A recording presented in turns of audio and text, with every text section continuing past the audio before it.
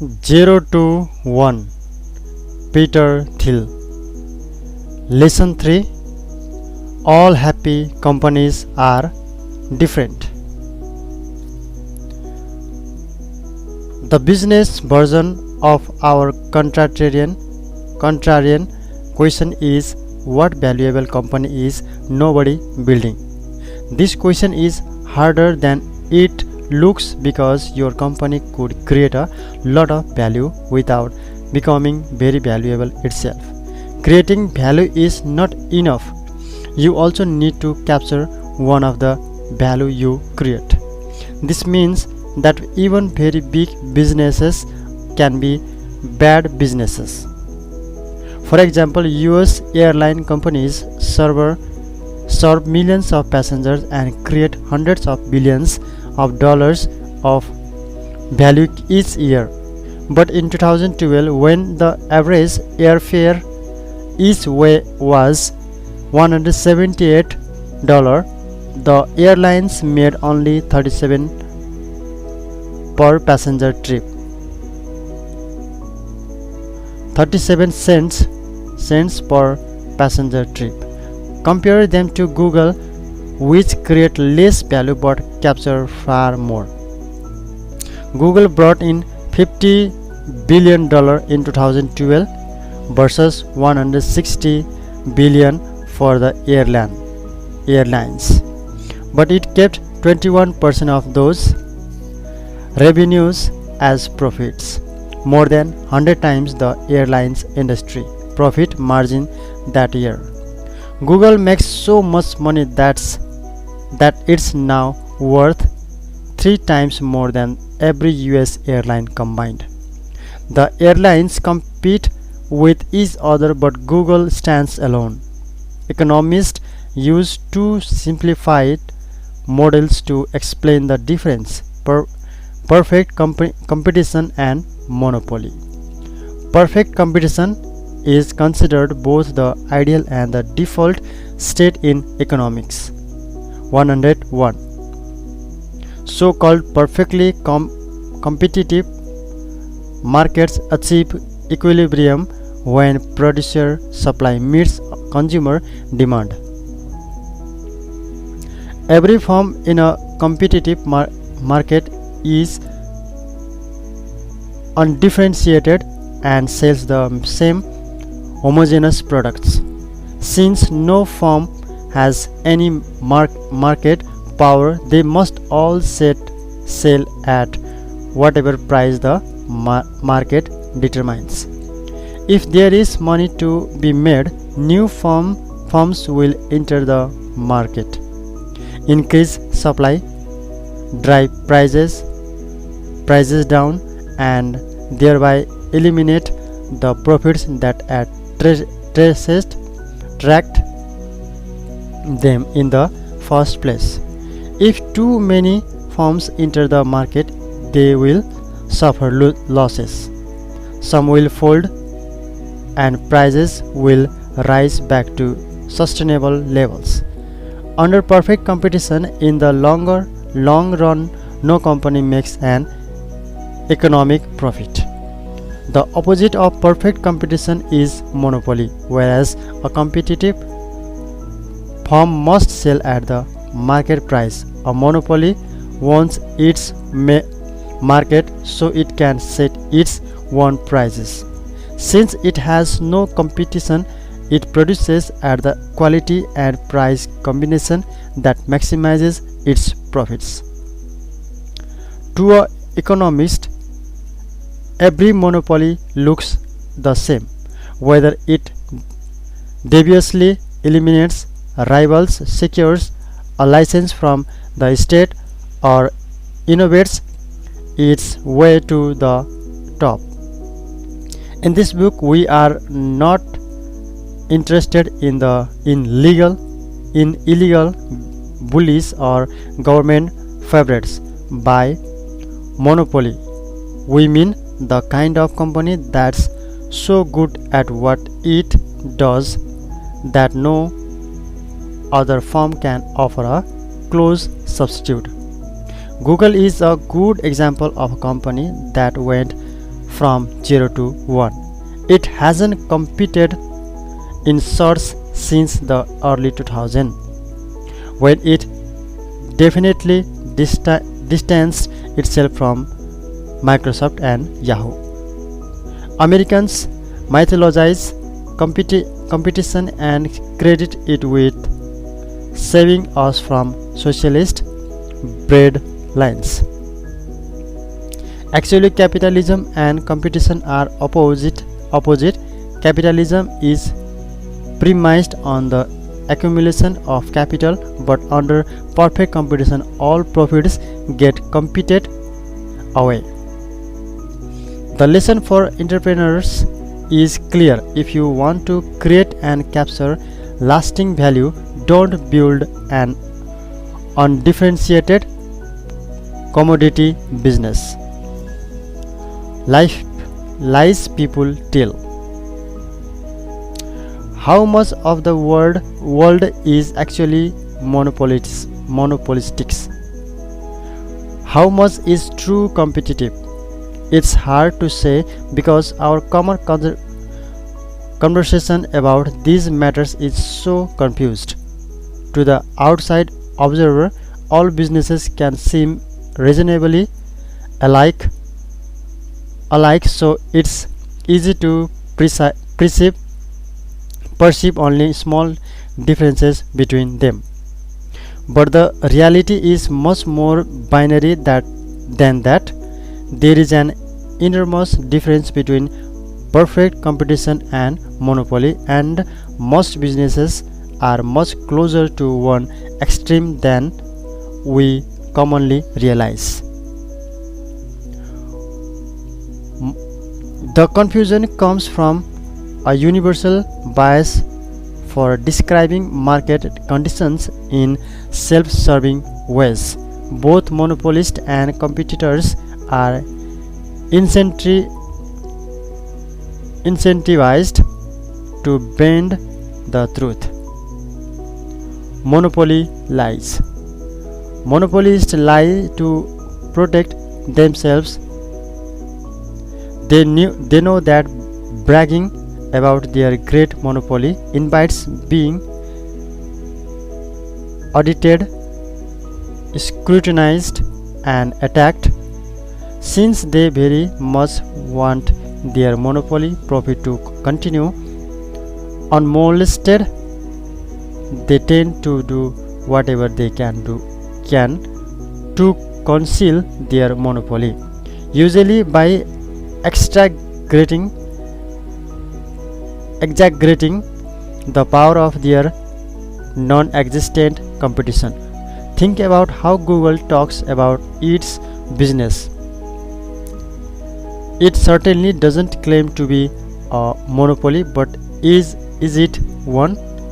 Well, it depends on monopoly in what. Let's say the Google is primarily is search engine. As of May 2014, it owns about 68% of the search market. Its closest competitors, Microsoft and Yahoo, have about 19% and 10% respectively. If that doesn't seem dominant enough, consider the fact that the word Google is now an official entry in the Oxford English Dictionary as a verb. Don't hold your breath waiting for that to happen to Bing. But suppose we say that Google is primarily an advertising company. That changes things. The US search engine advertising market is $17 billion annually. Online advertising is $37 billion annually. The entire US advertising market is $50 billion, and global advertising is a $495 billion market. So even if Google companies completely monopolized US search engine advertising, it would own just 3.4% of the global advertising market. From this angle, Google looks like a small player in a competitive world. What if we frame Google is a multifaceted technology company instead? This seems reasonable enough. In addition to its search engine, Google makes dozens of other software products, not to mention robotic cars, Android phones, and wearable computers. But 95% of Google's revenue comes from search advertising. Its other products generated just $2.35 billion in 2012, and its consumer tech products a mere fraction of that. Since consumer tech is a $964 billion market globally, Google owns less than 0.24% of it, a far cry from relevance, let alone monopoly. Framing itself as just another tech company allows Google to escape all sorts of unwanted attention. Competitive lies. Non-monopolists tell the opposite lie. We are in a league of our own.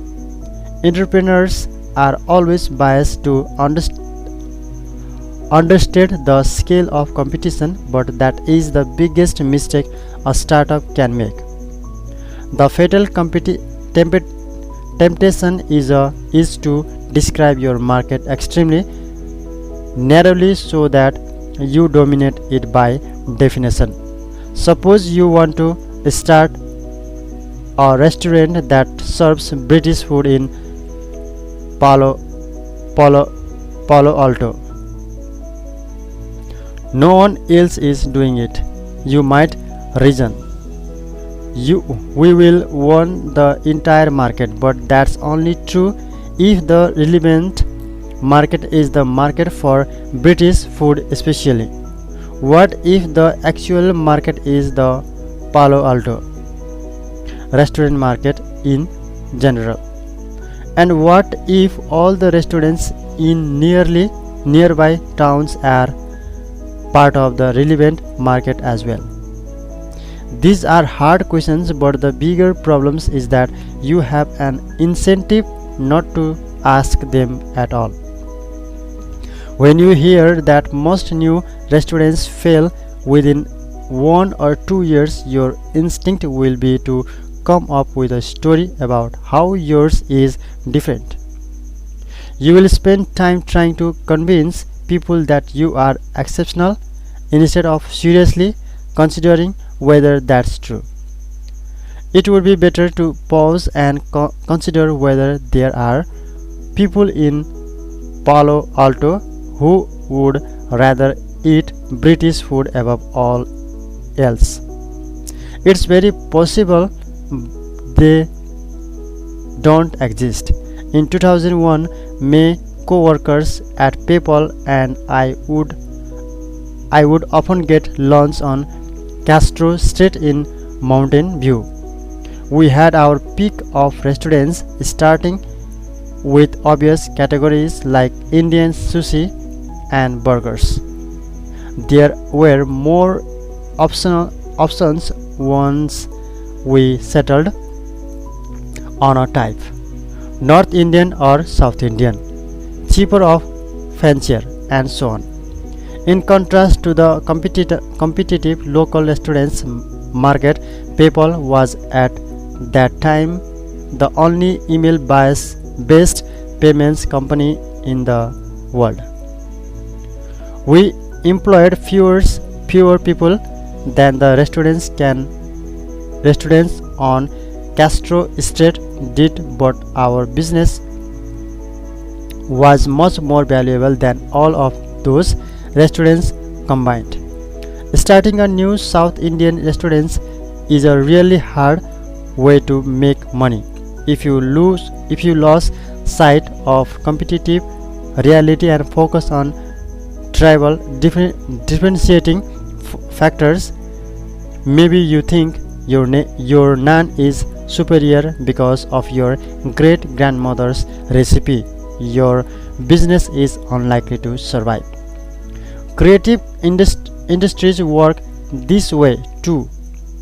No screenwriter wants to admit that her new movie script simply rehearses what has already been done before. Rather the piece is thin rather than rather the piece is this film will combine various exciting elements in entirely new ways. It could even be true. Suppose her idea is to have J Jet star in a cross between hackers and Jaws. Rap stars Rap star joins elite group of hackers to catch the shark that kills his friend.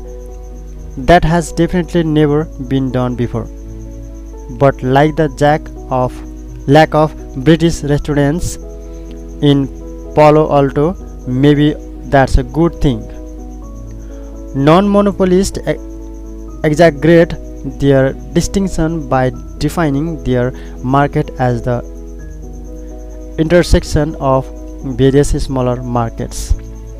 British food restaurants, Palo Alto. Rap star intersection hackers intersection sharks.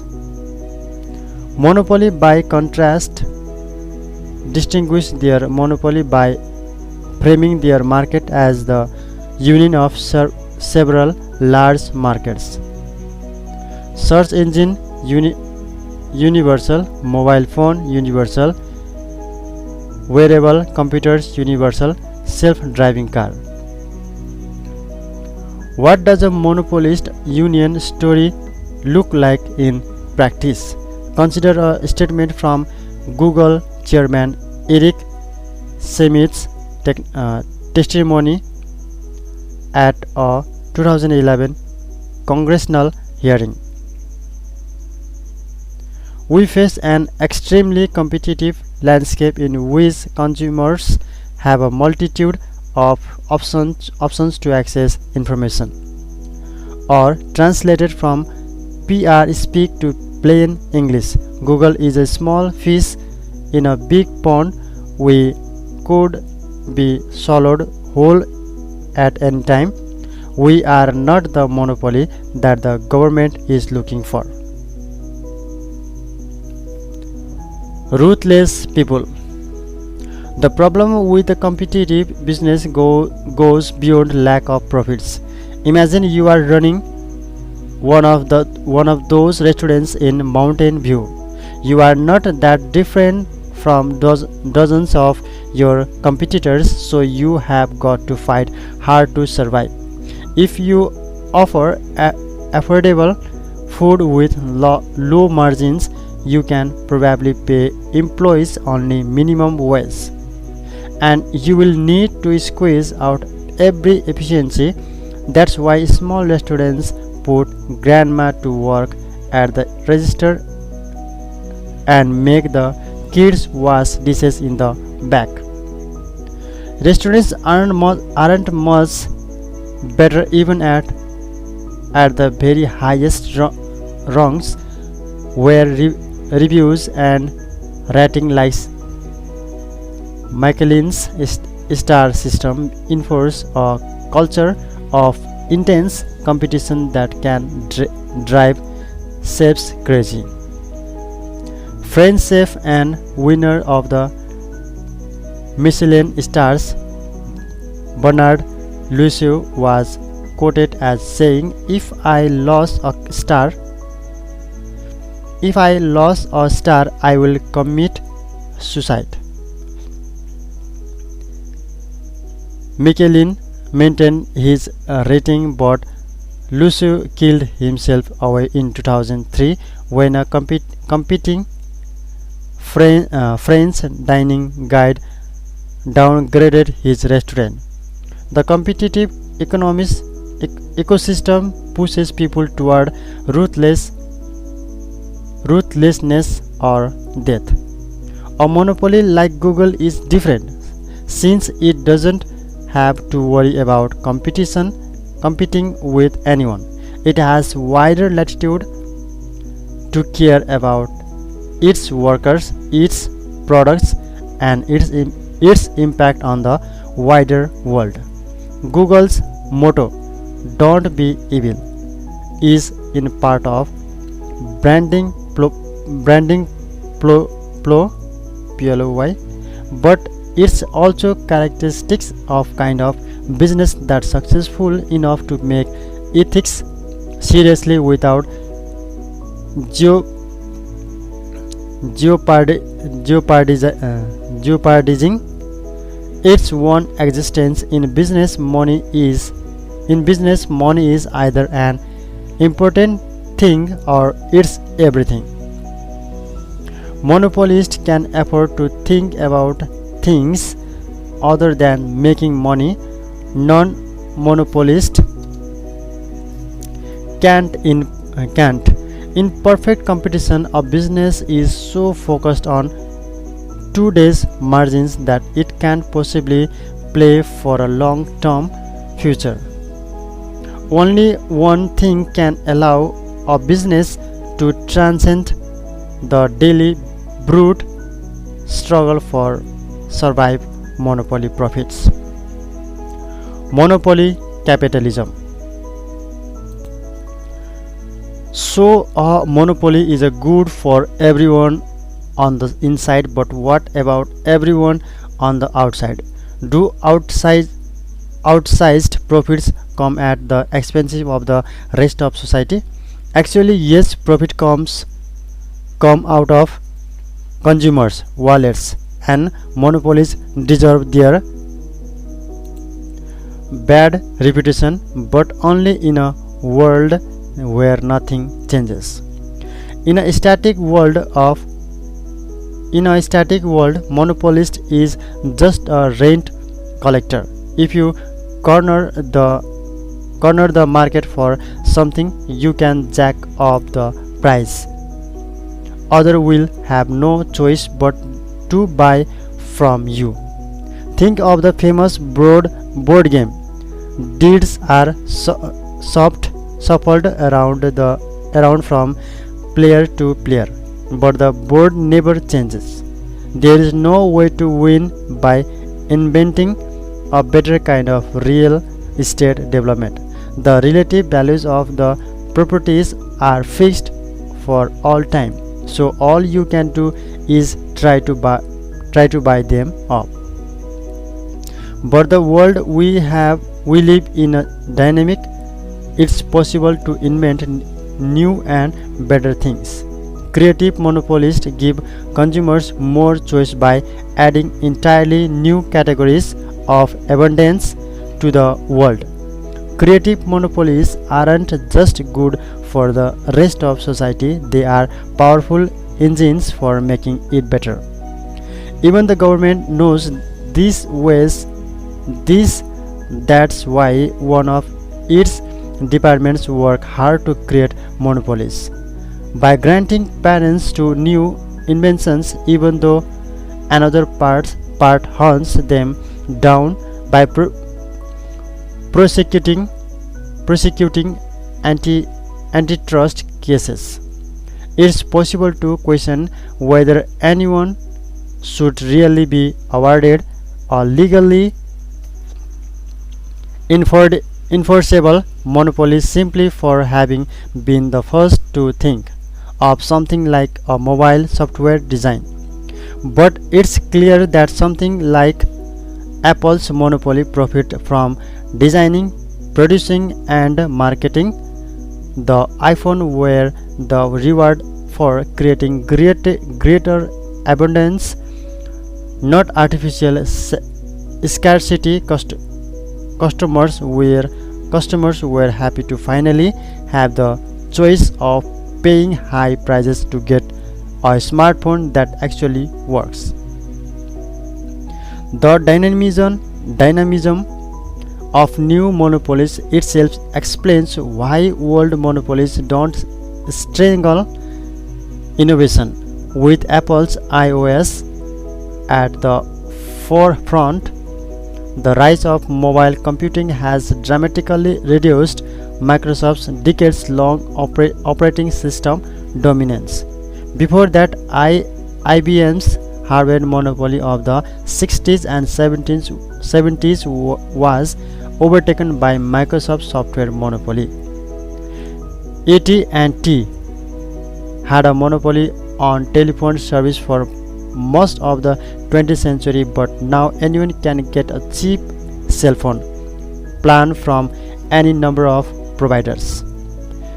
If the tendency of micropoly business were to hold back progress, they would be dangerous and we would right to oppose them. But the story of progress is a story of better monopoly business replacing incumbents. Monopolies drive progress because the promise of years or even decades of monopoly profits provides a powerful intensive incentive to innovate. Then monopolies can keep innovating because profits enable them to make the long-term plans and to finance the ambitious research projects that firms locked in competition can't dream of. So why are economists obsessed with competitions as an ideal state? It's a relic of history. Economists copied their mathematics from the work of 19th century physicists. They see individuals and business as interchangeable atoms, not as unique creators. Their theories describe an equilibrium state of perfect competition because that's what's easy to model, not because it represents the best of business. But it's worth recalling that the long-run equilibrium predicted by 19th century physics was a state in which all energy is evenly distributed and everything comes to rest, also known as the heat death of the universe. Whatever your views on thermodynamics, it's powerful metaphor. A business equilibrium means stasis and stasis means death. If your industry is in a competitive equilibrium, the death of your business won't matter to the world. So some other undifferentiated competitors will always be ready to take your place. Perfect equilibrium may describe the void that is most of the universe. It may even characterize many businesses, but if every new creation takes place far from equilibrium. In the real world outside economic theory, every business is successful exactly to the extent that it does something other cannot. Monopoly is therefore not a pathology or an exceptional. Monopoly is the condition of every successful business. Tolstoy opens Anna Karenina by observing, all happy families are alike. Each unhappy family is unhappy in its own way. Business is the opposite. All happy companies are different. Each one earns a monopoly by solving a unique problem. All failed companies are the same.